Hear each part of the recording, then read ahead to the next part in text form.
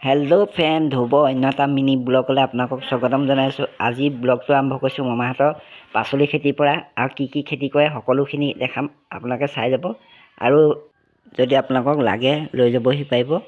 আৰু বেছি সাৰ দিয়া নাই, অকল গোবৰ সাৰ দিছোঁ।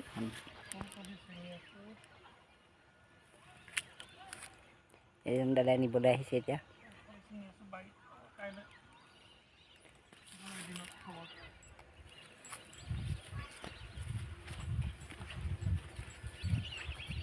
মমা নাই কাৰণে মমা ল'ৰাটোৱে এয়া এই মানুহজনক দিবলৈ আহিছে।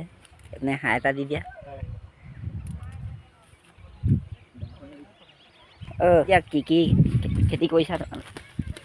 ৰঙালাও, গাজৰ, মিঠা আলু, বন্ধাকবি, ফুলকবি, ফ্ৰেঞ্চবিন, দাংবডি, লাই চব আছে। আপোনালোকক যদি লাগে আহিব পাৰিব। এই দেখিছে নহয়, এই ৰঙালাও এইফালে আছে, আগলৈ গাজৰ আছে, গাজৰ, মটৰ যি লাগে আহিব পাৰিব। 20 টকা এই যে দাদাজনে এয়া লৈছে বন্ধাকবি,